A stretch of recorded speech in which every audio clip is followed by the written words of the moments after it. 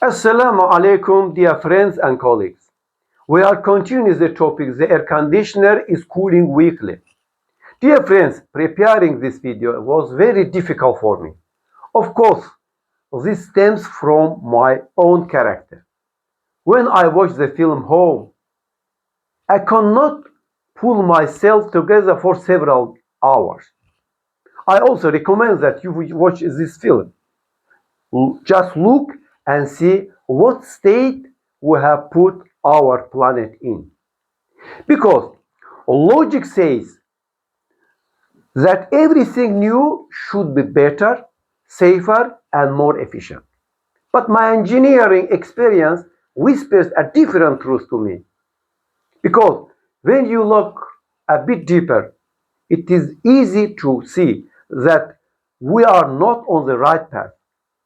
Today we will talk about R410A and R32 refrigerants, and at the same time we will weigh what we have lost and what we have gained on the scale.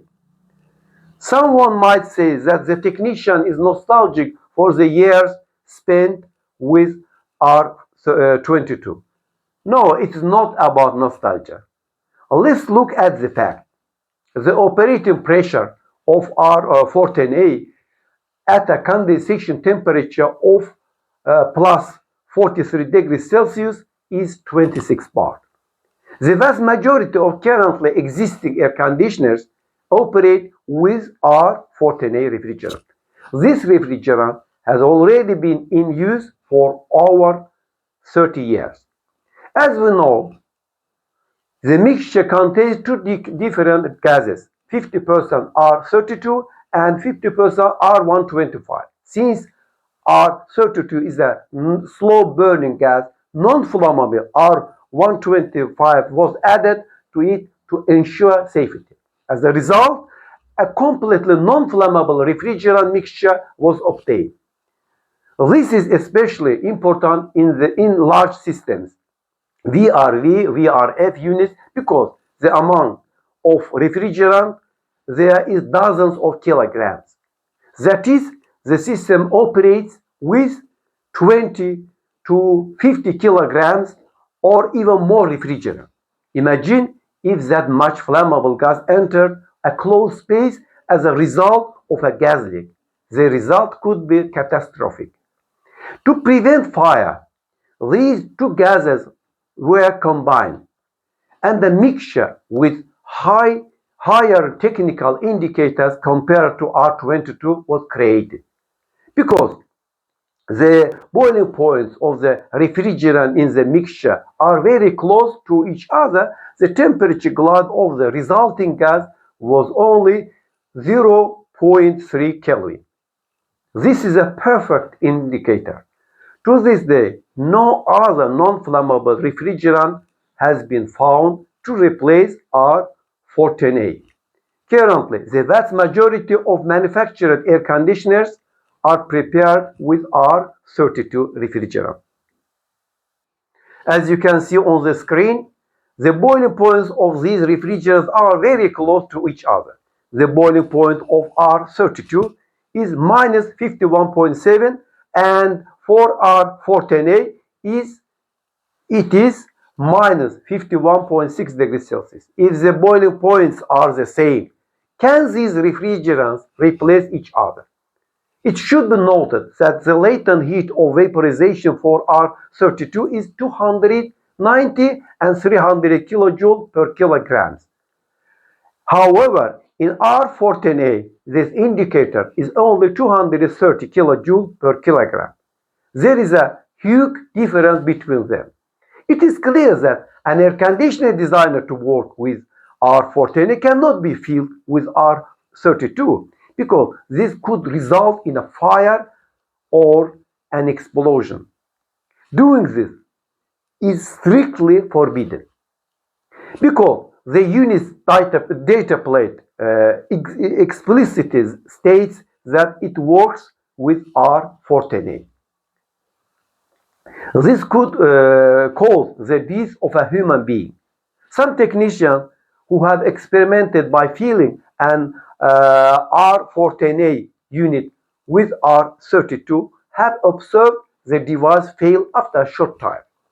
The reason is that the discharge temperature of R32 is 10 to 15 Kelvin higher compared to R410A. The windings of compressor intended for R410A are calculated specifically for that gas. We often encounter such information, but doing this is absolutely prohibited. Well, what if we do the process in reverse? What happens if we put R410A into an air conditioner designed for R32? Since the specific heat of vaporization for R410A is 230 kilojoule per kilogram, and for R32 it is 290 to 300 kilojoule per kilogram. If R410A were used instead of R32, the cooling capacity would decrease by at least 30%, even if no other problems occurred in the unit. This is precisely why tests conducted in one of the cold climate countries, especially by our northern neighbors, showed that such replacement results in the failure and burning of compressor in a short period. Such a technical error could even cause a person to lose their life or receive a serious injury. It is evident that replacing refrigerants with others only creates problems. Now, at the end of our video, let's tell the bitter truth. In the 90s, the gradual replacement of R22, which contained chlorine atoms, began due to its damage to the ozone layer. By the end of 2014, the production of air conditioners operating with this refrigerant was stopped. Among the new refrigerants, R410A stood out with its high condensation pressure, which necessitated making the air conditioner pipes thicker. Interestingly, if air conditioners working with R22 are still functioning today, the lifespan of those working with R410A is a bit shorter. R22 mixed very well with mineral oils, and the oil was inexpensive. However, compressors with R410A or R32 work with hygroscopic synthetic oils. R407C and others that replace R22 must be collected and handed over with a special recovery device if a leak occurs.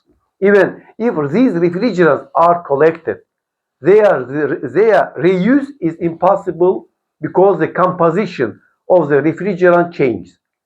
Therefore, when compared to previous refrigerants, the new gases fall behind.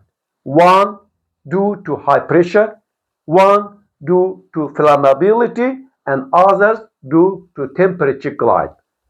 While we could collect and reuse R22 many times, we can only collect and hand over its replacements, or we release them into the air. How many countries in the world have real responsibility for releasing this gas into the air? Perhaps between two evils, we should have chosen the lesser one. R22 was damaging the ozone layer, but the others are turning our planet into a hot pressure cooker. Actually, as I said at the beginning of the lesson, it was very difficult for me to prepare this lesson. There is a paradox here. As air conditioners cool our homes, our planet heats up even more. It has already become clear that we have passed the 1.5 degrees Celsius global warming limit.